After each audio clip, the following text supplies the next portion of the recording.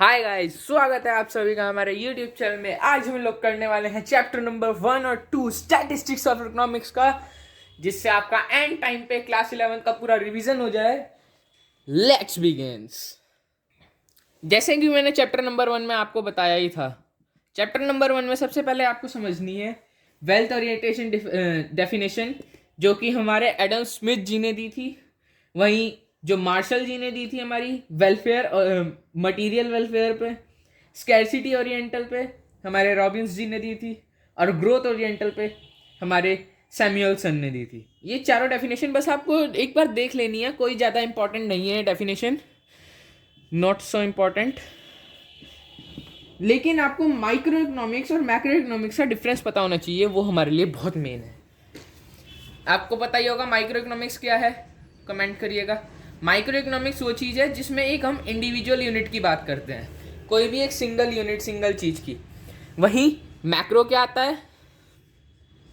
Macro economics आता है जिसमें हम पूरी की पूरी इकोनॉमी की बात करते हैं, नॉट अ सिंगल, पूरी की पूरी इकोनॉमी। अब इकोनॉमी में हम पूरा एक कंट्री भी ले सकते हैं, एक सिटी भी ले सकते हैं, और भी बहुत सारी चीज़ें हमारी ये मैक्रो में आएंगी।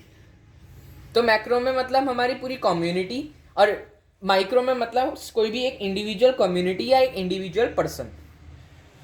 अब आती है स्टैटिस्टिक्स की शुरुआत। ये मैंने आपको एक शॉर्ट टर्म में बता दिया, बस आपको एक बार डेफिनेशन जो है एडम स्मिथ जी ने दी थी, और हमारे जितने भी मार्शल, सैमुअलसन और रॉबिन्स हैं, इन सबकी एक बार डेफिनेशन पढ़ लेनी है।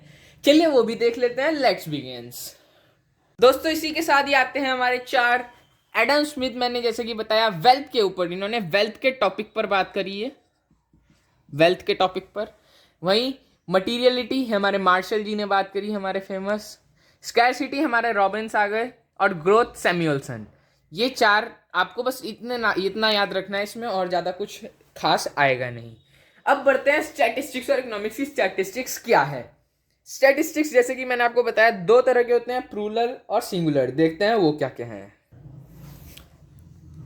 स्टैटिस्टिक्स स्टैटिस्टिक्स मैंने आपको क्या बताया, दो तरह के होते हैं, जो कि है प्लूरल, सिंगुलर।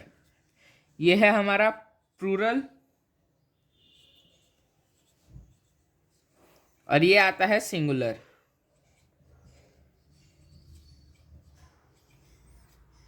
दो तरह के हमारे स्टैटिस्टिक्स आते हैं। अब सबसे पहले पढ़ेंगे प्लूरल के बारे में। प्लूरल क्या है देखते हैं। Plural statistics in plural sense. In the plural sense, statistic refers to the quantitative data which are collected systematically. ये प्लूरल सेंस में वो डाटा कलेक्ट करते हैं जो सिस्टमैटिकली अरेंज हो या सिस्टमैटिकली कलेक्टेड हो। बस इतना ही याद रखना है, ये आपके लिए इतना ठीक रहेगा, ज़्यादा फिर समझ नहीं आएगा, एंड टाइम पर बिल्कुल समझ नहीं आता है। डाटा, ये प्लूरल नाउन ऐसा डाटा रखते हैं जो सिस्टमैटिकली अरेंज हो और कलेक्टेड हो, ये हमारा प्लूरल में आएगा। और statistics in singular case, singular में क्या होगा? In singular case statistics means science of statistics और statical method. It refers to the technique और method related to the collection, classification, presentation, analysis and interpretation of qualitative data. Mean, इसमें आपकी सारे mean, median और mode की बातें होंगी। सारे ग्राफ्स जो हम बनाते हैं, ये सब हमारे सिंगुलर में आएगा। एक तरह से कह देते हैं तो इसमें हमारा दो चीज़ों पर क्लासिफिकेशन होगा। जैसे मेरे को बर्थडे पे 10,000 रुपीज़ मिलते हैं, किसी को बर्थडे पे 1,00,000 रुपीज़ मिलते हैं। ये क्लासिफिकेशन हुआ, तो ये आ गया हमारा प्लूरल में। वहीं सिंगुलर में क्या आता है? किसी भी सिंगुलर चीज़ की बात, उसको फिर डिफरेंट तरीके से शो करना, by graphs, by different different. आपने पढ़े होंगे पाई ग्राफ, पाई चार्ट, ये सब। अभी आगे हम इनकी बातें करेंगे। ये है हमारा सिंगुलर। चलिए अब बढ़ते हैं अगले टॉपिक की ओर। इनके कैरेक्टरिस्टिक्स एक बार देख लेते हैं क्या क्या है। चलिए देखते हैं। कैरेक्टरिस्टिक्स या स्पेशल फीचर्स कह सकते हैं हम इसको स्टैटिस्टिक्स के। प्लूरल सेंस में क्या क्या होंगे? हम अभी प्लूरल सेंस की बात कर रहे हैं, तो प्लूरल सेंस में क्या क्या होंगे? एग्रीगेट्स ऑफ फैक्ट, ये याद रखने की चीज़ें हैं जो मैं अभी बता रहा हूँ, कैरेक्टरिस्टिक्स। इन्हें स्पेशल फीचर भी कहेंगे हम। आपसे पेपर में पूछ सकते हैं what are the special features, 2-4 दे देंगे, मैं आपको 5 बताऊंगा। यहाँ स्पेशल फीचर्स बता रखे हैं, क्या क्या है प्लूरल के, हमें बताइए। तो इसमें आते हैं हम, मैं 5 बता रहा हूँ। सबसे पहला एग्रीगेट्स ऑफ फैक्ट्स, दूसरा न्यूमेरिकली एक्सप्रेस्ड, एन्यूमरेट और एस्टिमेट, तीसरा affected to the marked extend by the multiplicity of cause, चौथा आता है reasonable standard of accuracy, and fifth last but not least placed in relation to each other. ये हमारे plural के सारे special features या कैरेक्टरिस्टिक्स आ गए हैं। आशा करता हूं आपको समझ आ गया होगा। अब पढ़ते हैं सिंगुलर की ओर, इसके कैरेक्टरिस्टिक्स क्या है या इसके स्पेशल फीचर्स क्या है। अब हम सिंगुलर की बातें करेंगे। तो सिंगुलर में क्या आता है, कलेक्शन ऑफ डाटा। सबसे पहला कलेक्शन ऑफ डाटा, हमारे चैप्टर्स के नाम भी यही है, collection of data, presentation of data, classification of data, फिर tabulation of data, analysis and interpretation of data. ये जो चैप्टर्स के नाम है ये सब हमारा सिंगुलर में आता है। जैसे कि आपने स्टैटिस्टिक्स और इकोनॉमिक्स बुक में देखा होगा, चैप्टर्स अलग हैं, वो सारे प्रेजेंटेशन ऑफ डाटा ये सब हमारे सिंगुलर के अंदर आते हैं। और बाकी मैंने आपको प्लूरल के बता ही दिया, aggregates of fact, numerically express, estimate, affect to the marked and stand by the multiplicity of causes, et cetera et cetera et cetera. अब बढ़ते हैं फंक्शंस ऑफ स्टैटिस्टिक्स के ऊपर, देखते हैं ये क्या है। अब हम पढ़ेंगे functions of statistics to simplification of complex facts. सबसे पहला फंक्शन ऑफ स्टैटिस्टिक्स मतलब जो कॉम्प्लेक्स होगा, बिल्कुल घुचड़ मुचड़ उसको सिंप्लीफाई करना या उसको एक पाई चार्ट में शो करना कि ये कैसा है, ये हमारे स्टैटिस्टिक्स कहलाता है, फंक्शन है स्टैटिस्टिक्स का। फिर कंपैरिजन ऑफ फैक्ट्स, यानी जितने भी मैंने आपको बताया था प्लूरल में कंपैरिजन, किसी को 10,000 रुपये मिल रहे हैं, किसी को 1,00,000 रुपये मिल रहे हैं, ये कंपैरिजन करना, ये भी स्टैटिस्टिक्स का आता है, फंक्शन है स्टैटिस्टिक्स का। तीसरा टेस्ट अ हाइपोथेसिस, चौथा फोरकास्टिंग, मैंने आपको बता दिया फोरकास्टिंग मतलब भविष्यवाणी करना, आज रात को बारिश होगी, ये भविष्यवाणी, फोरकास्ट कर दिया, ये सारे स्टैटिस्टिक्स का फंक्शन आ गया। और last but not least presentation of fact in quantitative form, यानी कि उसको एक चार्ट की तरह फॉर्म कर देना। क्वांटिटी, जैसे मैंने प्रोडक्ट खरीदा, उसके 100 पीस खरीदे, प्राइस बताया उसका कितना आया, मैंने उसका प्राइस जैसे 10,000 रुपये था लेकिन मैंने 1,00,000 में बेच दिया, ये हमारा प्राइस, प्रोडक्ट, ये सब बातें एक्सेट्रा हो गई। अब आता है नेचर ऑफ स्टैटिस्टिक्स। स्टैटिस्टिक्स का नेचर कैसा है, कि वो क्या है, वो साइंस है, थ्योरी है, मैथ्स है, हिंदी है, ऐसी जाते। तो नेचर ऑफ स्टैटिस्टिक्स क्या है, it is a science as well as an art, ये साइंस भी है आर्ट भी है। As an art it signifies methods of doing the task, as an science it signifies scientific methods and how to apply those methods. जैसे कि आपने आगे chapters में पढ़ेंगे, मीन मीडियन मोड कैसे अप्लाई करना है, उनके फॉर्मूले क्या हैं, ये सब साइंस और आर्ट, ये सब चीज़ें स्टैटिस्टिक्स में आती हैं। स्टैटिस्टिक्स के फंक्शंस मैंने आपको बता दिया, नेचर ऑफ स्टैटिस्टिक्स बता दिया। अब बढ़ते हैं लिमिटेशन ऑफ स्टैटिस्टिक्स और important of statistics in economics. Economics में स्टैटिस्टिक्स की क्या जरूरत है, ये देखते हैं, चलिए देखते हैं। अब पढ़ते हैं सबसे पहले लिमिटेशन ऑफ स्टैटिस्टिक्स, यानी इसकी क्या क्या लिमिटेशंस हैं। 5 लिमिटेशंस की बात करेंगे। सबसे पहली आती है स्टैटिस्टिक रिजल्ट में बी नॉन यूनिफॉर्म। स्टैटिस्टिक का जो रिजल्ट आएगा, इसका जो हम एंड में रिजल्ट बनाएंगे, वो नॉन यूनिफॉर्म होगा। सबसे पहला लिमिटेशन इसका। दूसरा, statistical method are not applicable to qualitative studies. ये जो मेथड है स्टैटिस्टिकल का, स्टैटिस्टिक्स का ये जो मेथड है, ये एप्लीकेबल नहीं है, बिल्कुल एप्लीकेबल नहीं है क्वालिटेटिव स्टडीज, यानी जो भी हायर स्टडीज या कह सकते हैं बहुत अच्छी अच्छी स्टडीज होंगी, उनमें ये एप्लीकेबल नहीं है। क्वालिटेटिव स्टडीज आप समझ ही गए होंगे मैं क्या कहना चाहता हूँ। तीसरा आता है statistical result can not always be treated as the only determinant of the value of a group. इसका जो रिजल्ट आएगा उसे हम ट्रीट नहीं कर सकते कि वो सही है या वो गलत है, हम उसे पूरा प्रिडिक्ट नहीं कर सकते, वो सही भी होगा, थोड़ा थोड़ा गलत भी होगा और कहीं से बिल्कुल सही होगा। इसके बाद अगला बात करते हैं तो उसका statistical law is not correct in the short period. इसका जो लॉ आएगा, इसका जो लॉ बनेगा वो करेक्ट नहीं होगा शॉर्ट पीरियड के लिए, शॉर्ट टाइम के लिए। वहीं आखिरी की बात करें तो है वो statistical law are mostly depend on the average which में गिव फॉल्स रिजल्ट। जो इसका लॉ है वो मोस्टली किस पर रहता है, एवरेज पर, जो कि हमेशा फॉल्स निकलता है या कह सकते हैं गलत निकलता है। ये मैंने आपको लिमिटेशन ऑफ स्टैटिस्टिक्स बता दी है। इससे ज़्यादा आपको इस चैप्टर में पढ़ने की कोई ज़रूरत नहीं है। मैं 2 बातें और करना चाहूँगा, importance of statistics in economics और डिस्ट्रस्ट ऑफ स्टैटिस्टिक्स। बस ये 2 बातें करने के अलावा इस चैप्टर में और कुछ आपके लिए पढ़ने के लिए खास नहीं है। चलिए ये दोनों भी देखते हैं क्या है, फिर बढ़ते हैं नेक्स्ट चैप्टर के ऊपर। अब देखते हैं इस इंपॉर्टेंट ऑफ स्टैटिस्टिक्स में क्या है। बहुत ही छोटी सी बात है, आप एकदम समझ जाएंगे। Important of statistics in economics is production, consumption, exchange, distribution and economic planning. ये हम बातें करेंगे इसमें क्या क्या। सबसे पहली प्रोडक्शन, सारी लिख लेते हैं। कंजम्पशन, और क्या बातें करी मैंने, एक्सचेंज, और क्या रह गया, डिस्ट्रीब्यूशन,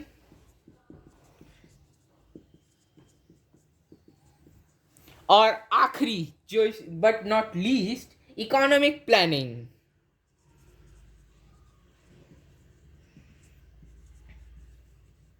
ये सब हमारी इकोनॉमिक्स में स्टैटिस्टिक्स के ही द्वारा संभित है, मतलब स्टैटिस्टिक्स से ही ये सब चीजें हो रही हैं और किसी से ये चीजें होना इम्पॉसिबल है। अब बात करते हैं आखिरी की, डिस्ट्रस्ट ऑफ स्टैटिस्टिक्स। मैं आपको ऐसे ही बता देता हूं, इसमें भी कुछ खास है नहीं। It can prove anything, statistics is not bad, it is it's misuse which may be bad. मतलब इसमें स्टैटिस्टिक्स के बारे में कहा है कि स्टैटिस्टिक्स जो है वो बुरा नहीं है, इट इज नॉट बैड, लेकिन इसको बुरी चीजों में भी यूज करते हैं लोग। कि जैसे आपने ब्लैक मार्केटिंग में ब्लैक जो भी सामान होता है उसका स्टैट बनाना कि कितना प्रोडक्ट है, कितनी प्राइसिंग है उसकी, product price of product X price of product Y, उनको निकालना, ये सब चीज़ें भी स्टैटिस्टिक्स में बुरी चीज़ों में यूज़ होता है। इसका कहने का मतलब ये है कि स्टैटिस्टिक्स केवल अच्छे कामों में यूज़ नहीं होता, बुरे कामों में भी यूज़ होता है। इस चैप्टर में हमने सारी चीज़ें पढ़ ली हैं, ये चैप्टर खत्म। एक बार एक छोटी सी आपको जो टर्म्स पता होनी चाहिए वो सब भी बता देता हूँ। वो टर्म्स के नाम लिख रहा हूँ, आप देख सकते हैं मैं क्या क्या बताऊंगा। अब हम ये सब बातें करेंगे इस चैप्टर के लिए, और ये चैप्टर छोड़ के फिर हम चैप्टर नंबर 2 पर प्रस्थान करेंगे। सबसे पहले बात ये करेंगे हम इकोनॉमी। इकोनॉमी क्या है? Economy is the system of earning livelihood. मतलब इकोनॉमी एक ऐसी जगह है जहाँ पे हम लाइवलीहुड कमा सकते हैं, यानी कि हम वहाँ कैसे रहेंगे, बाय कोई बिजनेस करके, अपनी कोई दुकान खोल के, घर में सर्विसेज प्रोवाइड करके, ट्यूशन पढ़ा के, ये सब हमारी लाइवलीहुड में आता है। तो इकोनॉमी वो है जो हमें लाइवलीहुड प्रोवाइड करती है, या एक सिस्टम है जो हम अर्निंग लाइवलीहुड, जो हमारा लाइवलीहुड को अर्न करने में हेल्प करती है। दूसरा consumer, who consume goods and services for satisfaction of wants, यानी कि हम लोग, तो आप सब, मैं फ़ोन यूज़ कर रहे हैं, हम कंज्यूमर है फ़ोन के। फिर आता है हमारा तीसरा consumption, the process of using a utility of goods and service for the direct satisfaction of wants.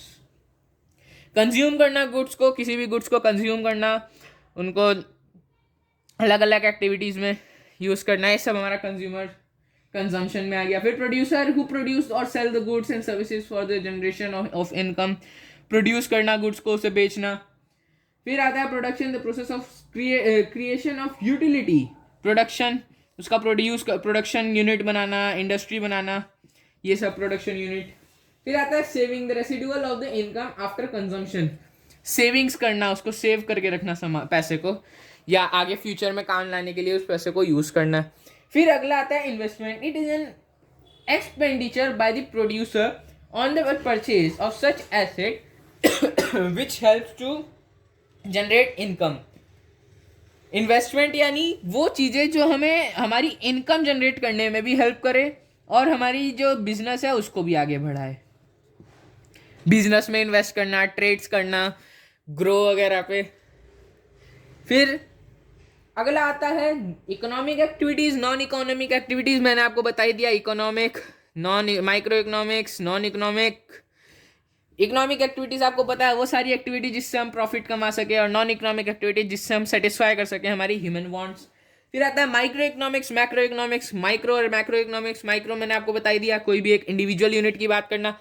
Macro मतलब एक से ज़्यादा लोगों की या कई सारी पूरी इकोनॉमी, पूरे एक देश की बात करना, कंट्री की बात करना। और स्टैटिस्टिक्स, वन एंड ओनली और आखिरी स्टैटिस्टिक्स, यानी statistics present economic facts in the precise manner and draw conclusion for them. Statistics उसे प्रेजेंट करना स्टैटिस्टिक्स की वे में, उसे डाटा बनाना, उसके अलग अलग चार्ट्स बनाना, ये सब हमारा स्टैटिस्टिक्स कहलाता है। इसी के साथ खुशखबरी दोस्तों, ये चैप्टर हो गया है खत्म। हम बढ़ने वाले हैं अब नेक्स्ट चैप्टर की ओर, जो कि स्टैटिस्टिक्स और इकोनॉमिक्स का चैप्टर नंबर 2 है, collection of data. Let's begin. करेंगे कलेक्शन ऑफ डाटा। इसमें हमें क्या क्या पढ़ना है? सबसे पहले हम पढ़ेंगे planning for collection of statistical data. इसमें स्टैटिस्टिकल डाटा की सारी बातें होंगी, स्टैटिस्टिक्स की बातें होंगी इस चैप्टर में। शुरू करते हैं दोस्तों। अब आएगा planning of collection of primary data इसके बाद, लेकिन हम पहले बात करेंगे planning for collection of statistical data. इसमें सबसे पहला पॉइंट आता है objective and scope of statistical investigation. मतलब जो भी हमारी स्टैटिस्टिकल इन्वेस्टिगेशन होगी, उसका पूरा इन्वेस्टिगेशन जो होगी, उसके पूरे ऑब्जर्वेशन रखना, उसको ऑब्जेक्टिव, उसका स्कोप रखना उसके ऊपर पूरा। दूसरा सोर्स ऑफ द इंफॉर्मेशन, मतलब जो भी हमारी सोर्स ऑफ इंफॉर्मेशन है वो सही होनी चाहिए, गलत नहीं होनी चाहिए। तीसरा time and type of statistical inquiry. अगर कोई गलती हो गई है तो किसी को गलत लग रहा है डाटा, तो सही टाइम पर उस डाटा की बात करना, लेट ना आना। चौथा है डिटर्मिनेशन ऑफ स्टैटिस्टिकल टूल, और पांचवा है डिग्री ऑफ एक्यूरेसी।